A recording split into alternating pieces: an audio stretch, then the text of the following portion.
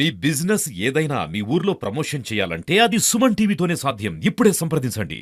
యాదాద్రి భువనగిరి జిల్లా భువనగిరి ప్రభుత్వ ఆసుపత్రిని యాదాద్రి భువనగిరి జిల్లా కలెక్టర్ హనుమంతరావు ఆకస్మికంగా తనిఖీ చేశారు. దరిదాపు 3 గంటల పాటు ఏ ఆసుపత్రిని సందర్శించారు, ఏ ఆసుపత్రిని ఆకస్మికంగా తనిఖీ చేసినటువంటి పరిస్థితి మనం చూసాం. నిన్న మొత్తం కూడా కలియ తిరిగి ప్రతి వార్డును కూడా తిరిగినటువంటి పరిస్థితి, ప్రతి వార్డులో కూడా క్షుణ్ణంగా పరిశీలించాడు. మొత్తానికి నిన్న 63 మంది సమయపాలన పాటించని వ్యక్తులపైన నిన్న 63 మంది పైన షోకాజ్ నోటీస్ ఇవ్వడం జరిగింది. అదేవిధంగా 19 మంది గైర్హాజరయ్యారు, వారిపైన కూడా నిన్న షోకాజ్ నోటీస్ ఇవ్వడం జరిగింది. చూస్తున్నాం మనం ప్రతి వార్డును కూడా క్షుణ్ణంగా పరిశీలించారు కలెక్టర్ హనుమంతరావు అని చెప్పవచ్చు. ప్రతి వార్డులో ఎంతమంది ఉంటున్నారు, ప్రతి వార్డులో ఎలాంటి సమస్య పైన వచ్చారు, దేని గురించి వచ్చారని చెప్పి క్షుణ్ణంగా అడిగి తెలుసుకున్నటువంటి పరిస్థితి మనం చూసాం. మొత్తం కూడా ఏరియా హాస్పిటల్ మొత్తం కూడా తిరిగినటువంటి పరిస్థితి, దరిదాపు 3 గంటల పాటు ప్రతి వార్డును పరిశీలించినటువంటి పరిస్థితి. ఎందుకంటే ఎమర్జెన్సీ కావచ్చు, ఐసీఏ కావచ్చు, ఎన్ఐసిసి కావచ్చు, అన్ని కూడా పీడియాట్రిస్టే కావచ్చు, మొత్తం కూడా అన్ని విభాగాలను కలియ తిరిగాడు. మొత్తం కూడా ఈ యొక్క పరిసరాల్లో 3 గంటల పాటు ఉన్నారు. 3 గంటల పాటు కూడా ప్రతి ఒక్క వ్యక్తిని అడిగారు, దేని గురించి వచ్చారు, ఏ సంబంధించి వ్యాధి గురించి వచ్చారు, ఎట్లా ఉంది ట్రీట్మెంట్ అని చెప్పి అడిగినటువంటి పరిస్థితి. వైద్యులు సరైనటువంటి వైద్యం అందిస్తురా లేదా కూడా అడిగినట్టు తెలుసుకున్నారు. అదేవిధంగా ఎక్కడైతే రోగులు ఎక్కువ ఉన్నటువంటి పరిస్థితి దగ్గర అక్కడికి వచ్చి ఎంతమంది వచ్చారు ఏందని చెప్పి కూడా అడిగినటువంటి పరిస్థితి మనం చూస్తున్నాం. మనం ఏరియా హాస్పిటల్ వస్తున్నాం. ఏరియా హాస్పిటల్లో చాలా మంది అంటే చూసినటువంటి అవుట్ పేషెంట్ కాబట్టి ఇన్ పేషెంట్స్ చాలా మంది వచ్చినటువంటి పరిస్థితి. మొత్తానికి నిన్న మొత్తం 3 గంటల పాటు కలియ తిరిగి ప్రతి వార్డులో కూడా క్షుణ్ణంగా పరిశీలించినటువంటి పరిస్థితి.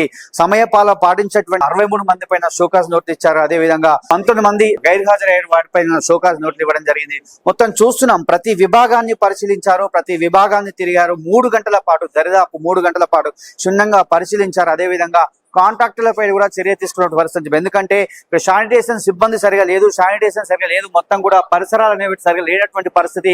వాటి వల్ల మొత్తం పరిసరాలు సరిగా లేనటువంటి వల్ల శానిటేషన్ సిబ్బంది పైన కూడా ఆగ్రహం వ్యక్తం చేశారు, కాంట్రాక్టర్ పైన ఆగ్రహం వ్యక్తం చేసినటువంటి పరిస్థితి. హాస్పిటల్ పరిసరాలు చూసినటువంటి సందర్భంలో చాలా ఆగ్రహం వ్యక్తం చేశారు. ఎందుకంటే ఎక్కడ కూడా చెత్త చెదారంతో కూడుకున్నటువంటి పరిస్థితి ఉంది కాబట్టి రోగులు వచ్చే దగ్గర ఖచ్చితంగా పరిశుభ్రత పాటించాలి, కానీ పాటించలేదు కాబట్టి ఖచ్చితంగా వారిపైన చర్యలు తీసుకోవాలని చెప్పారు. ఎట్టి పరిస్థితుల్లో కూడా ఊరుకునే ప్రసక్తి లేదు. వైద్యానికి సంబంధించి ప్రతి వైద్యము చురుగ్గా అందాలి, ప్రతి వ్యక్తికి కూడా అందాలని చెప్పి చేసిన సందర్భం చెప్పొచ్చు.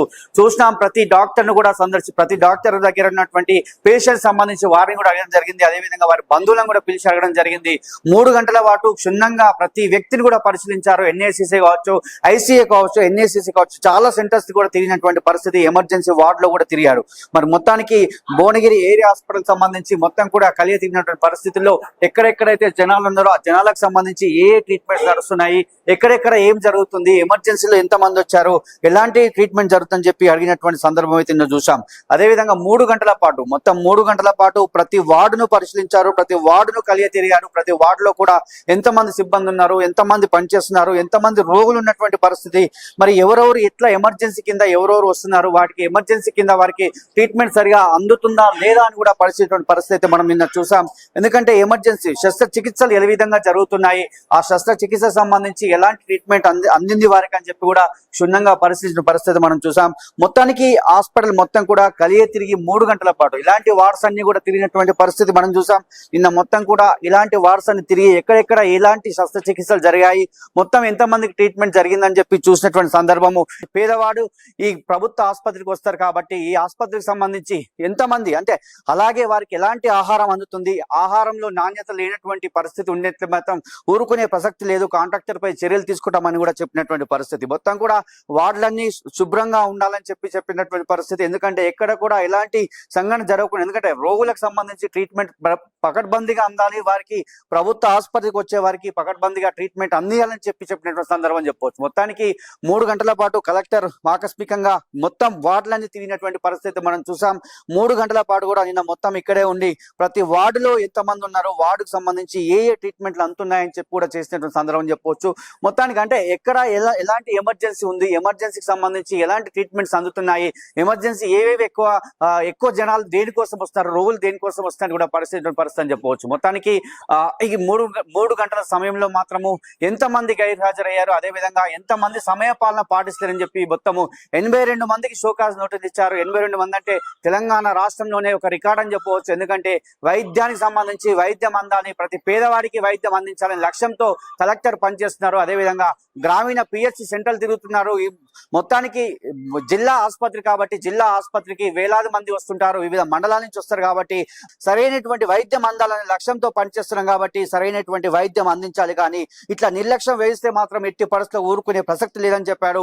ఎట్టి పరిస్థితుల్లో ఎవరు కూడా సమయపాలన పాటించని వారు కావచ్చు, అదేవిధంగా గైర్హాజరైన వాటిని మాత్రం ఖచ్చితంగా సస్పెండ్ చేస్తాం. ఇప్పుడు షోకాజ్ నోటీసులే కాదు, సస్పెండ్ కూడా చేస్తామని చెప్పినటువంటి పరిస్థితి మనం చూస్తున్నాం. ప్రతి వార్డులను 3 గంటల పాటు ప్రతి వార్డులను పరిశీలించారు. ఎమర్జెన్సీ సర్వీసెస్ కాకుండా మిగతా కూడా పరిశీలించినటువంటి పరిస్థితి కలెక్టర్. ఎందుకంటే జిల్లాలో మారుమూల గ్రామాల నుంచి ప్రభుత్వ ఆసుపత్రికి వస్తుంటారు, వారికి సరైనటువంటి వైద్యం అందించాల్సినటువంటి బాధ్యత ప్రభుత్వ ఆసుపత్రి పైన ఉంటుంది.